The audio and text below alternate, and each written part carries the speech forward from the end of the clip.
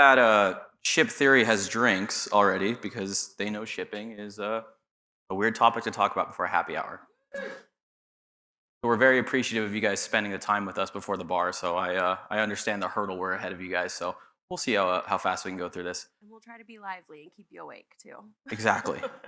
So I don't really know if we should do any more intros past that. Yeah. The interesting thing here that I would say is that Julia and I have known each other for 8 years now. So when I was on the support team and when Julia first reached out to ShipperHQ, I was one of the first people who worked on this. So as we tell the story of this setup, it's very near and dear to my heart because Julia and I met for the first time at Magento New York last year, and it was an instant like, oh yeah, sorry about some of those emails. So before we get into all that stuff, Julia, tell us about Barr Display. So Barr Display is a full-service retail display company. We sell everything from a small hook that you can hang a product on to a massive showcase or like the pharmacy shelving or grocery store shelving that you'll see in the stores. So we just put some pictures up there so that you can kind of see all the different products that we have and how you can kind of grasp the shipping issues that we can have. You can't offer free shipping for a small hook and massive gondola shelvings on a pallet. Since I started, 16 years ago, really old, we started with one location. We've grown to 5 different locations that are physical brick and mortar stores. We maybe started with 20 employees. We're up to almost 50. We have over 3,000 SKUs. So things are going well, even though everybody is shopping online. We sell to brick and mortar stores. So we have to stay relevant. We have to find ways to take bigger chunks out of this market. And I think we've done an okay job doing it. I think so too. So talk to me about this. So this was when I took over, because I started as a marketing intern. I was taking pictures. I worked in sales, kind of hustled my way through, and we've got inherited a website, right? Like you walk into these problems. And we were like, we can do better than this, right? We jumped into BigCommerce. We could do this. Look at how great we are. Our pictures, our products, everything's working, but we could not get shipping rates to function on BigCommerce at the time. It was 2015 or so. But we had taken big leaps and strides into getting onto BigCommerce so that people could see our product better, the checkout process was better, the UX was better, but the shipping was still such a big gaping hole. In 2015, if you can't have a shipping estimate, nobody's gonna hit complete checkout. They want to know what's the total cost up front. You can't call them after and be like, oh, by the way, we need to get $200 more. Like, that's not going to happen. So we were stuck on BigCommerce and trying to find different ways that we could make it work with table rates and flat rate shipping. And nothing worked because we had such a vast variety of products that needed different things to be addressed as we worked through it all. So our checkout's beautiful, but it's not quite what we needed, and it's not going to work in 2024 for sure. So tons of abandoned carts. We had to make the move. So we moved on over into Magento and we were swimming with the big fishes. That's what it felt like. Because we didn't know anything about Magento or what that world was. But we've come a long way. That's where we came in. Yes. So ShipperHQ, I would say, was the driving force behind why we switched into Magento. We found that there was extensions that you could work with Magento that would help you scale your business. So as you're fighting with shipping rates and flat rates or table rates, and you're like, that's not going to work. We found this thing that had dimensional shipping. Well, that's exactly what we needed. And so here we are. HQ. So just from our perspective, when you think about logistics and you think about what that means, it's kind of a broad topic, right? You could be talking about like a warehouse. You could be talking about the label. What we're talking about here is making sure that we're making a top of funnel decision for Barr Display. How do we make sure the cost we're showing on the front end is what the customer is actually going to charge? So taking that first step from going that call to quote so that way people aren't pounding the phones was the first thing that we did. With that comes math. These carriers, they want to make sure that they're going to charge you as much as they can. So they look at it a couple different ways, the dimensional weight and the dim weight. That's a really, really big topic here that comes into this, because when you're shipping these large, light items, it's not really about the weight of the item. It's about that dimensional weight. And coming down into this as well, there's a unique situation where you talk about B2B and you talk about B2C. Generally, those sites are, independent, or they have these situations where LTL is on one and small packages on the other. the really unique thing about Barr Display is as you buy, all of a sudden it becomes an LTL shipment. You're not worrying about splitting the website. You're worrying about serving these customers at a point where, hey, I want to sell 50 mannequins. How do you sell 50 mannequins? You got to throw it on a pallet. So these are some of the journeys that we worked and walked through together. So a little bit about us and why I'm up here kind of talking from the logistics perspective. And I promise this is the end of the plug of us. But we've been in this space since about 2008. So our founder and CEO's husband was an online merchant and didn't have the ability to show 2 rates at once. And this is early Magento in 2008. So the idea after a couple of beers was this thing called matrix rate. Like, hey, let's just show 2 rates at a time. And that's what got put out. And then in 2014, we launched ShipperHQ. So we're the #1 person in the world at what we do. We all own the cart and checkout experience for shipping.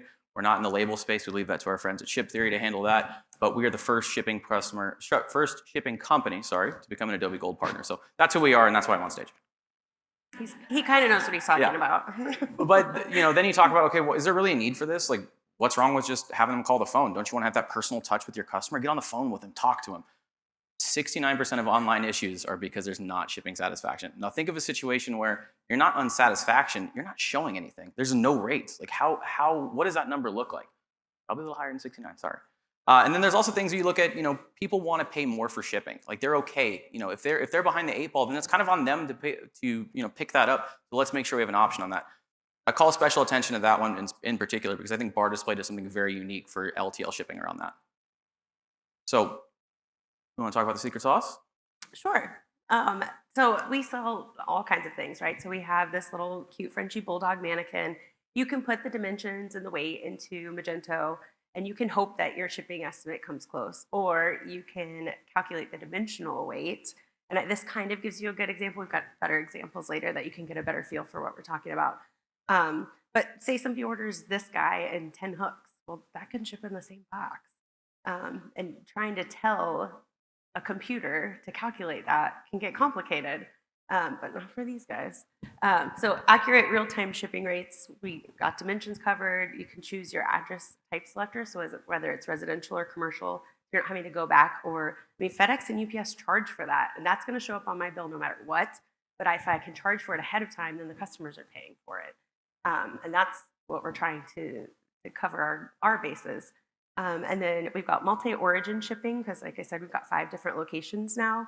And then we've grown, and now we're able to even calculate if you did an entire $10,000 order of grocery store shelving, it will tell you the shipping estimate. And we're getting huge orders on the website now because we can accommodate that, to give them the knowledge up front to be able to be empowered to hit complete checkout. So if you look at that and you're like, okay, what does that mean? These are words. Here's an example of what that means. So think back to that slide before, and we're in a call to quote situation. You can't show a shipping rate. This is the evolution of how do we make Barr Display take orders online. And I think we did this in 2016. Is that when we got this running? Yeah. 2016, 2017, as we were kind of dialing things in, making sure boxes work and things make sense. But the really unique thing here that you see here is that's the rate it costs. Like that's the cost to get that item from A to B. We're calling it out. We're making that mathematical decision at top of funnel to make sure that right fee is getting charged to the correct customer, and it just flows right on down and it gets printed and everything's just fine. And there's rules, of course, in ShipperHQ because everybody's in business to make money, right? So we've got negotiated rates with FedEx, and we can create a rule in ShipperHQ that we can charge a 30%, 40%. You can adjust it by zone, you can adjust it by location, final destination, just so that you can kind of cover your bases, we'll say, and make sure that you're maximizing your potential. So things that we discovered we could do in ShipperHQ was the different box sizes. I would say probably 70% of our products ship in 10 different boxes. We went in and we assigned 10 different boxes into ShipperHQ so that our products would fit into these boxes, and those would be what we're coming up quoting. We added shipping zones because, like I said, we've got 5 locations now. So you want to have more competitive rates in those locations so that you're the cart that they check out on. If they're comparison shopping, you want to have the better rate in those zones. And we've scaled, we've added different websites and different origins. So things are just moving as we're moving. It's real time. We're able to make decisions and make adjustments that help us achieve our goals. So this is kind of one of the best pictures I think Megan ever came up with. Thank you, Megan. So I didn't want to put a naked mannequin on the first slide. I know it is almost happy hour and we're ready to go, but I figured this is as graphic as we could get. So this is what we call a body mold form. It's a female torso, and it stacks really nicely. But if you put dimensions into Magento and then you're hoping that rates come out correctly, how are you going to get it to calculate that it's stacked so nicely? I mean, because you could stack 3 of those things, it's going to tell you it's shipped in 3 different boxes. Like it will be 47 inches by the time you're done, but actually this is what it looks like. So we were able to create rules around that and make it more seamless. And I think this kind of drove home the point. And then the zones we kind of talked about a little bit. This is my favorite one. This is interesting as well. It's a naked lady, but so we have a lot of products like this that we call it nesting. So they'll fit inside of other products. And of course, you're going to put bubble wrap and you're going to protect it. But this would look like it would have to ship in a much larger box than what it actually condenses down to when you're able to set the products inside of each other. I think the unique thing I'd say to this as well is that maybe you assume a carrier will do this, but the carrier's job is to get the rate from A to B. What the goal is, and for Barr Display, is to make sure that cost is getting passed on correctly. So us extending the APIs to make sure we're saying, hey, this is going in this box, and the dimensions, or hey, this is going into these boxes, is really important, especially as we start to add more items, and that's when the LTL stuff starts to kick in. I think this is the last one. Yeah, they're just so pretty. It just really drives. We were really big fans of these. Yes, well done, Megan. And this is where I've got to give kudos to our developers, 01. Thanks, guys. We developed into being able to calculate, like I said, these larger orders so that we can get people to hit complete checkout. But when you're trying to teach your customers about what is entailed when a 40-foot truck pulls up in front of their store, when I train my new sales reps, I say, imagine this truck shows up at your grandmother's house. What is your customer going to do to get this off the truck and into their store? And so we had to add some extra, they're called accessorials, for the things that FedEx charges for a liftgate, for inside delivery. If you have limited access at your space, if you're like on a military base or if it's a convention center, there's all kinds of things that FedEx will send you a bill for. And we need to find a way to charge that up front. And so we were able to work with ShipperHQ and 01 and get our checkout process to show those accessorials up front so that it was calculating correctly. My favorite thing about this one is not just the fact we're showing LTL on a site. My favorite thing about this is that we're trying to match expectations of customers, and everybody, like I called out before, wants something sooner. But the unique thing here is that you can see is that there's an LTL rate and a priority freight rate. If you want that package sooner, let's get it to you sooner. The Amazon effect of wanting things sooner can be applied to these B2B scenarios as well, and it's a great example of seeing that live. And that was one of my jokes I was going to say at the beginning was Jeff Bezos knew what he was doing with selling books, because there's no dimensional weight with books. It's the same thing over and over. But sell a body mold form, Jeff. Let's see how much money you make with that. Yeah, especially since 1946. Let's see if you're still in business. I'm going to go like crazy on X for that, right? So I'm just going to tag him in it. So this was just the metrics on the checkout before LTL. And this is just June over June. So it's been a year. We didn't start saying, let's conquer everything, Quentin. I want to fix it all. It took time. But this was the revenue that we had in 1 June was $129,000. Great, respectable. The average order value, though, the jump from $129 to $612, we're still getting those small parcel shipments, which is what we were good at, but now we're getting better at the bigger things. And obviously that revenue jump was fantastic. And we're looking up, so. Well, I think the unique thing too about this too is that these are orders that were being placed traditionally over the phone, right? Yes. So people were calling in. What was that process like before? They'd call in. We'd have to call them back, give the paperwork to the warehouse. The warehouse would put the dimensions and put it into the system that we use to book the shipments, and then give it back to the sales rep. The sales rep would have to call the customer. And it's like too many touch points. It was way too many touch points. So we were able to streamline that process. And now if a customer calls today, our sales reps use the website to give them a shipping estimate. We don't have to involve the warehouse. The warehouse can focus on processing the orders that we have. We don't have to be distracted by doing freight quotes. So that's been a huge improvement. Yeah, absolutely. So what's next? So we have another 8 years together, likely. Yes. So when we talked about this and we talked about like what we've sort of solved together, the question then becomes, okay, what's next? Like, what do we want to do next? And, through Julia and I talking, there's a lot of low-hanging fruit still in logistics. So, as you look at this list of like what's next, let this be, inspiration maybe for what you should do on your site as well. So being able to give, the Amazon effect of an estimated time that your customer will get their product is huge. I'm always terrified to overpromise and underdeliver, but there's ways that Quentin and I have already been talking about that we can kind of pad that and give ourselves some cushion so that we're exceeding expectations, not letting people down. And then also we've got 7 different remote locations or third-party locations that you can pick up your product in, outside of the 5 locations that we actually have our employees at. So pickup is part of our checkout process as well, but being able to do that on the product page would be, I think, a huge step to getting people to hit complete checkout sooner. So those are exciting things that coming. Yeah, I think the interesting thing about this is that shipping is now becoming like it's a leading decision maker. It's the final thing you hit before you hit complete.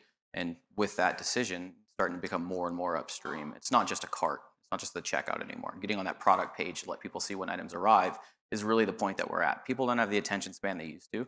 They just want to let that go. We're killing it. All right. You guys are going to be drinking in no time. So to wrap this up, what are the key takeaways? Summarize 8 years in 5 minutes. Yeah, I think this is my main one, and I tell it to my kids. Don't let perfection be the enemy of good enough. Like, you don't have to solve every problem right out the gate. Like, start small, start with something that's manageable, prove that it works, and then you're going to learn how ShipperHQ works and how the rules work and how you can apply that to your products. And then you can start to solve some of the bigger problems. I guess that kind of rolled into both takeaways. Sorry, but it's time to drink. My takeaway is look at shipping. Look at your checkout and see if you're giving yourself the experience that you would want. It's literally that simple. If your website doesn't give you the chills the way that another checkout does, fix your fucking checkout. You did it. That's simple.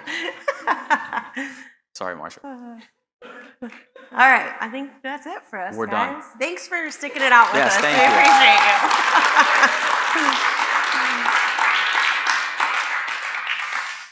you. Loved it, guys. Any questions, please?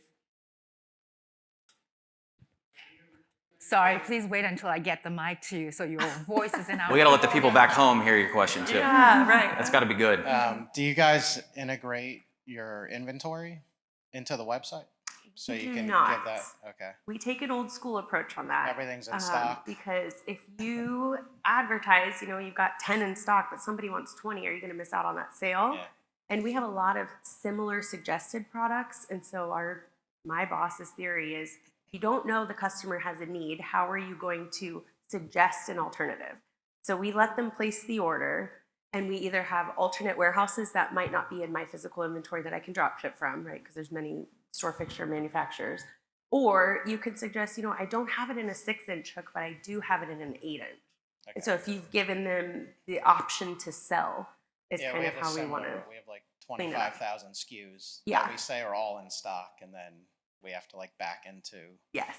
We can't get this to you right away. Yeah. So we have a similar problem. Yeah. Thank you. Any other questions? Hopefully this one won't need to be bleeped. Sorry. Of course, ours is going to be the only one with an explicit sign next to it. Now I'm just like, let's let it rip then. If we're going to stamp it, let's go. It wasn't me, Dad. I know we're standing between cocktails, yeah? But so 3 beers for anyone who has a question. Oh, good one. Well, I like that. No, get out of here. Exactly. Yeah, that guy earned his beers. Yeah, he got his beers. Yeah. Nothing else?